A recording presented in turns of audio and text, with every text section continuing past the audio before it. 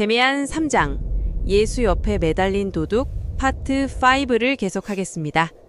이번 파트에서는 예수 옆에 매달린 도둑에 대한 데미안의 충격적인 새로운 해석을 들어보겠습니다. 전통적 종교관에 대한 도전과 새로운 영성에 대한 탐구를 함께 살펴보겠습니다.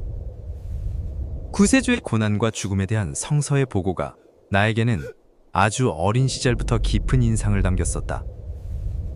어린 소년이었을 적 이따금씩 순환 금요일 같은 때 우리 아버지가 예수 순환사를 낭독하시고 나면 나는 열렬히 감동이 되어 이 비통하게 아름답고 창백하고 섬뜩하지만 무시무시하게 생명력 있는 세계 속에서 살았다. 겟세마네 동산에서 그리고 골고다 언덕에서 살았었다. 그리고 바하의 마태 순환곡을 들을 때면 비밀에 가득 찬 이 세계가 지닌 음울하면서도 힘있는 열정의 광채가 온갖 신비로운 전율로 나를 뒤덮었다.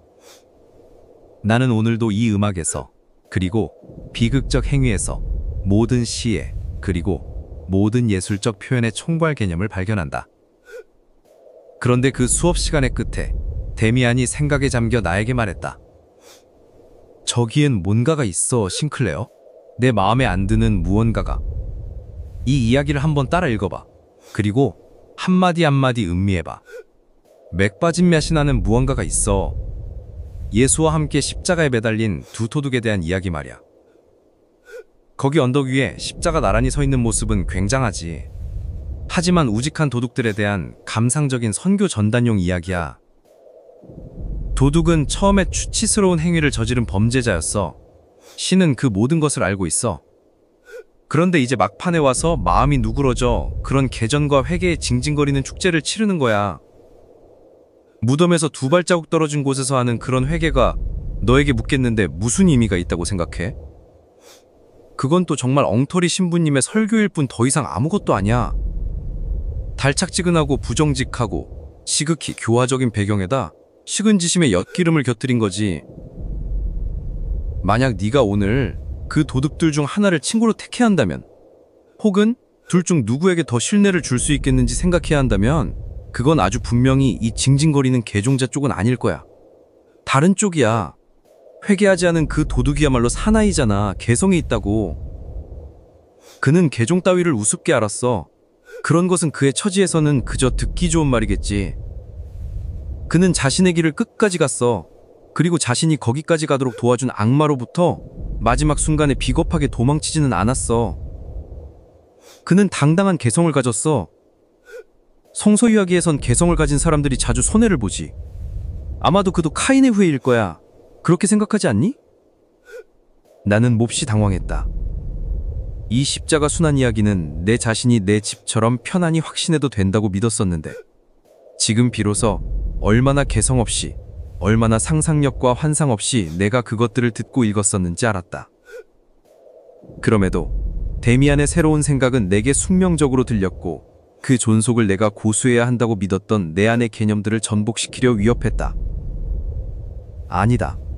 그렇게 아무나 지고한 성인까지도 마구 함부로 다룰 수는 없었다. 언제나 그렇듯이 내가 무언가를 말하기도 전에 그는 나의 저항을 즉시 알아차렸다. 나도 이미 알고 있어. 그건 오랜 이야기지. 심각할 건 없어. 하지만 너에게 뭔가를 말하고 싶었다고. 여기에 이 종교의 흠을 아주 똑똑히 볼 수 있는 점이 하나 있는 거야. 중요한 건 이 온전한 유일신, 오랜 그리고 새로운 맹약의 신이 탁월한 분이기는 하지만 원래 그가 표상하는 그런 신이 아니라는 점이야. 그는 선, 고결함, 부정성, 아름답고도 드높은 것, 감상적인 것. 옳다. 하지만 세계는 다른 것으로도 이루어져 있다고? 그런데 다른 건 모짜가 다시 악마한테로 미뤄지는 거야. 세계의 이 다른 부분이 통째로, 이 절반이 통째로 숨겨지고 묵살되는 거야. 바로 사람들이 신을 모든 생명의 아버지라고 기리면서도 생명이 그의 근거하는 성생활은 간단히 묵살하고 어쩌면 악마의 일이라고 선언하는 거야. 이런 신을 여호와라고 존경하는 것에 대해선 전혀 반대하지 않아. 조금도 반대하지 않아. 하지만 우리는 모든 것을 존경하고 성직하게 간직해야 한다고 생각해. 인위적으로 분리된 이 공식적인 절반뿐이 아니라 세계 전체를 말이야. 그러니까 우리는 신에 대한 예배와 더불어 악마 예배도 가져야 해. 그게 옳은 것 같아. 혹은 예배를 하나 더 만들어내야 할 것 같아. 악마도 그 안에 포함되고 지극히 자연스러운 세계의 일들이 일어날 때는 그 앞에서 눈을 감지 않아도 되는 신을 위해서. 그는 평소답지 않게 거의 격해졌다. 그렇지만 그 뒤 다시 미소를 띄었고 더 이상은 나에게 강요하지 않았다. 그러나 마음속에서는 이 말들이 매 순간 내 안에 지니고 다녔던, 가기에 대해서 누구에게도 한마디도 하지 않았던 내 소년기의 전체적인 수수께끼에 적중하고 있었다. 데미안이 그때 신과 당마, 신적이고 공식적인 것과 묵살된 악마적인 세계에 대해 말했던 것은 이하, 바로 내 자신의 생각, 내 자신의 신화, 두 세계 혹은 세계의 절반에 관한 생각이었다. 나의 문제가 모든 인간의 문제, 모든 삶과 생각의 문제라는 통찰이 갑자기 신성한 그림자처럼 나를 뒤덮었다. 그리고 나 자신이 얼마나 평소에 참아하지 않던 가장 개인적인 삶과 생각이 거대한 사회의 영원한 흐름에 관여하고 있는가를 보고 느끼게 되자 두려움과 경외감이 나를 압도했다. 그 통찰은 즐겁지 않았다.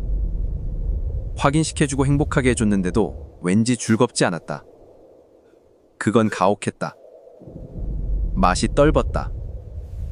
그 안에 일점의 책임감이 들어있었고 그것은 또 이제 애기가 아니라는 홀로 서 있다는 울림이 들어있었기 때문이다.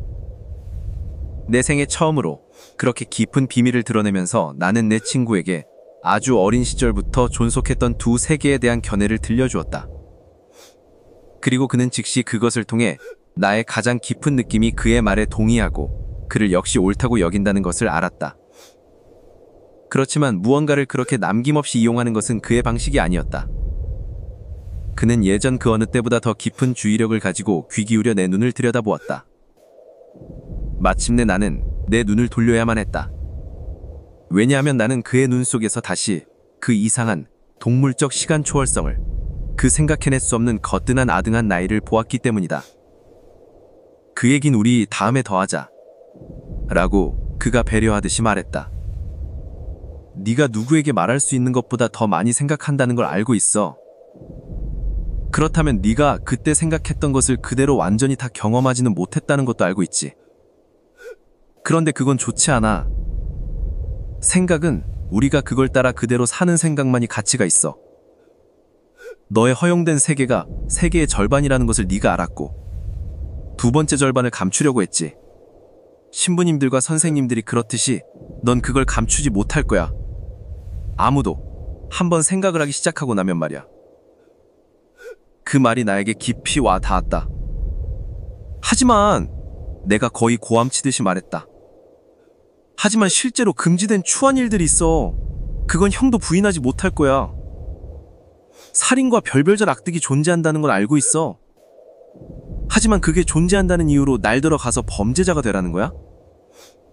우리가 오늘 이 이야기를 다 끝내진 못하겠다. 막스는 가라앉혔다. 널더러 누굴 쳐 죽이라는지 소녀 강간살인하라는 게 분명 아니야. 아니야. 하지만 허용되었다, 금지되었다는 것이 사실 무엇인지 통찰할 수 있는 것에 넌 아직 가지 못했어.